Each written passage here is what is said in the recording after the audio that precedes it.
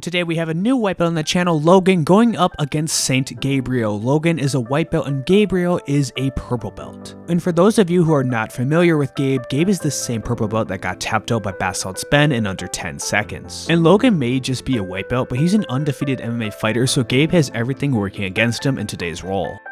Both men are tying up, trying to see who can get the better inside ties, because if you can use inside ties, then you're going to have a much better chance of getting the takedown.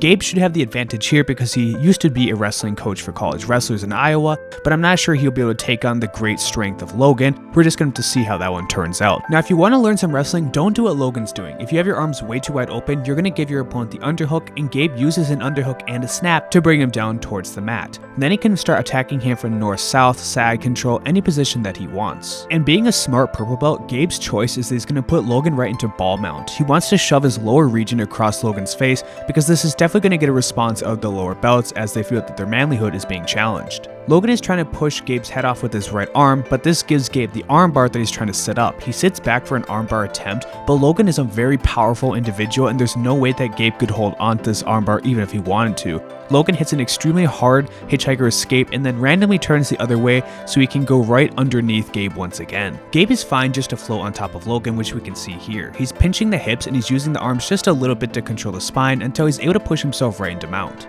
Now you would think from this position that Logan is trying to get out as hard as he can, and we're not going to see too much of that because Logan is actually trying to get put into another submission so he can forcefully work his way out of the submission, proving he's a much better white belt than Gabe is a purple belt.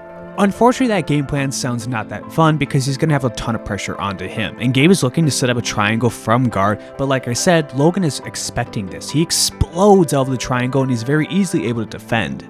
Gabe knows he doesn't want to have an MMA monster on top of him like Logan, so he's going to have to go towards the omoplata. With the omoplata, he does a sweep instead of the submission because there's no way he's going to be able to submit Logan with an omoplata. He'll have to settle for the sweep instead. Gabe puts himself in a precarious position because after the omoplata attempt, he goes towards the triangle, but he's going to have the triangle on the opposite side. If you put the triangle on the opposite side, this means you're giving up choke pressure, but you are gaining body control. He even looks like he's going for a straight arm lock, but Logan is able to free his arm by simply moving it around a little bit.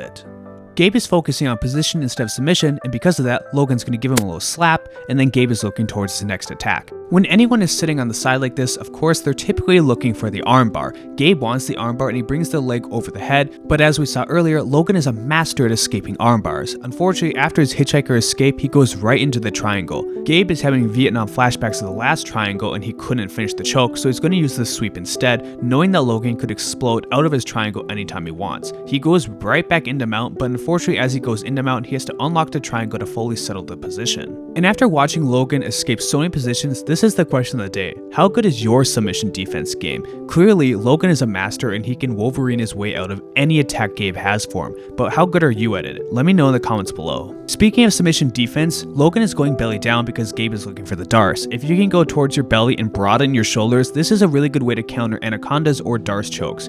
Gabe has to let go, but he's still going to be able to control Logan very easily. He's forced Logan into the front head and is going to hit him with an over-under throw. That over-under throw is a really easy addition you can add to your front head Gabe to force somebody into side control and to start setting up your own attacks.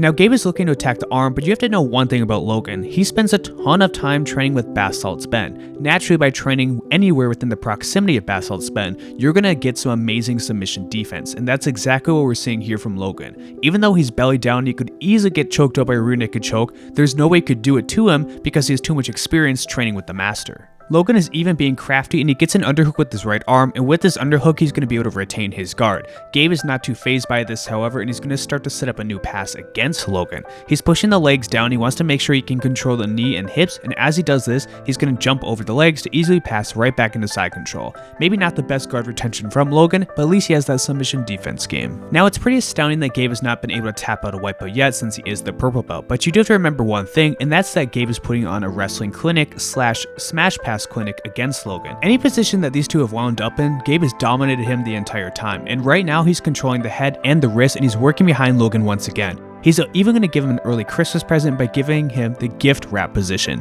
This is terrible to be put in and it does not feel great at all on your neck or your arm. If you're wondering how to get out of the gift trap, it might be in your best interest just to go on Venmo and send them some money. They might let you go in that scenario, but unfortunately for Logan, Gabe is going to let go just to go towards the head and arm. And even if you've been training with best outspend, you need to be best outspend to avoid every submission. He's eventually able to get caught, and that's going to be the end of our boy Logan against the purple belt. Well, of course, until round 2 starts anyway. The two are going to stand up once again, and we're going to see some wonderful wrestling between the two of them. Just like when you're grappling on the ground, when you're grappling from the stand-up position, having your elbows in and being tight is the best way to start off.